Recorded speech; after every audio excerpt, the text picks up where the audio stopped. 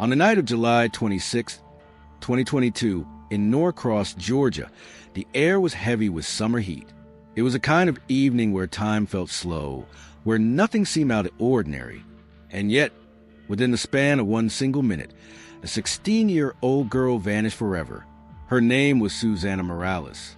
Suzanna had asked her mother for permission to visit a close friend who lived less than 500 meters away, a walk that usually took 10 minutes at most. She had done it countless times before. There was no reason for fear, no reason for doubt.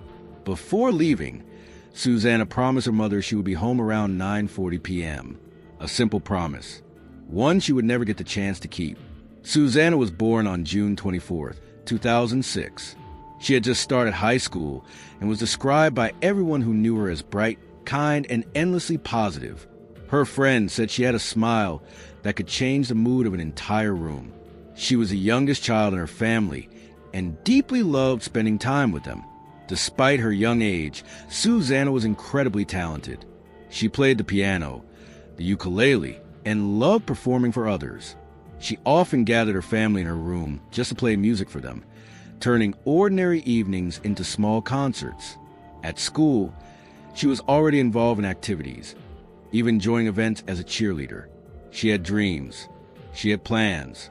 She had a future. That Tuesday was a normal summer day. Schools were on break, and Suzanna had been trying to make the most of her vacation. She had recently started going to work with her mother, eager to learn, eager to gain life experience. They spent the day together, finished their tasks, returned home around 4 p.m., rested, and had dinner as a family. Around 6 p.m., Suzanna asked to visit her best friend. Her mother agreed. Suzanna safely arrived and spent the evening talking, laughing, and enjoying herself. The two girls were so caught up in conversation that they barely noticed the time passing. By the time they looked at the clock, it was already 9:30 p.m. Suzanna knew she needed to leave. She texted her mother, saying she would be home around 9:40 p.m., and stepped outside.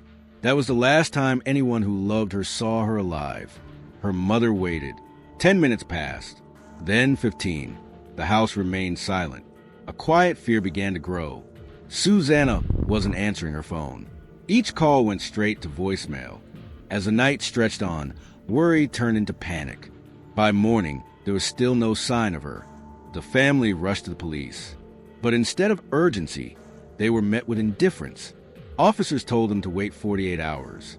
They suggested Suzanna had probably run off with a boyfriend or stayed out partying. They treated her disappearance as typical teenage behavior. Her family knew better. Suzanna was responsible. She always came home. Something was wrong.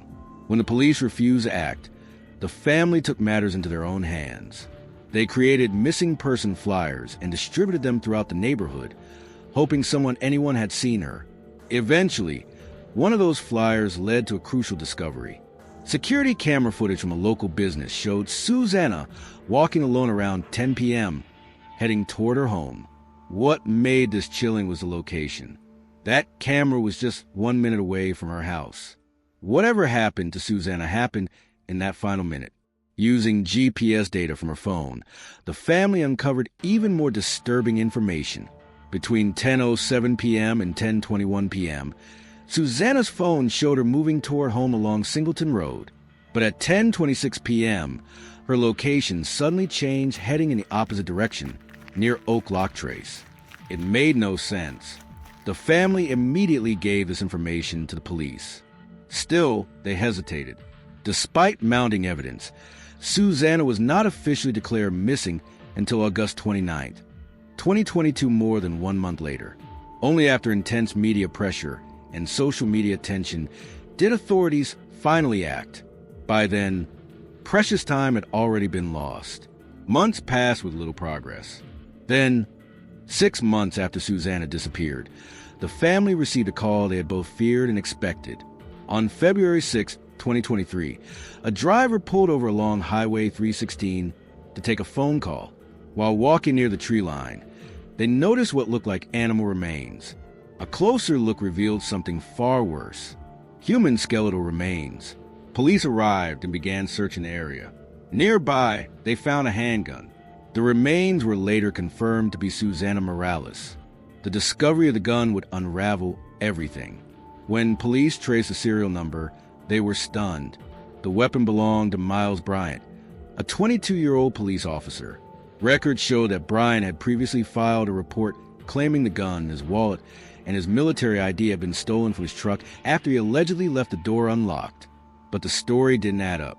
As investigators dug deeper, they found a disturbing connection. Miles Bryant lived near the same apartment complex as Suzanna's last known friend.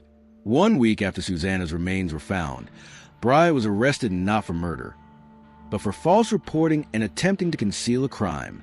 According to police, he had dumped Suzanna's naked body in a wooded area and lied about the weapon. What made the case even more horrifying was what surfaced next. Bryant had a documented history of stalking and harassment, a history the police department had largely ignored. In 2022, a woman reported that Bryant was following her and attempting to break into her home. Security cameras backed up her claims. She said she knew him from childhood and that he became aggressive after she tried to distance herself. Another neighbor also caught Bryant attempting to enter their home on camera.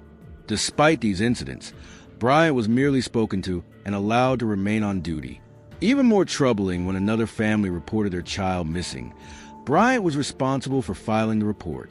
He delayed it by 3 days, despite state law requiring it to be filed within 2 hours. Only a minor disciplinary note was issued. Today, Miles Bryant has been fired from the police department and faces serious charges. His trial is ongoing. No final verdict has been reached, but one truth is undeniable. Suzanna Morales was 16 years old. She was talented. She was loved. She was 1 minute away from home, and she never made it. Her story is not just about one crime. It is about silence, about negligence, about warnings that were ignored, and about a system that failed a young girl who deserved protection. If this story affected you, remember her name, Suzanna Morales.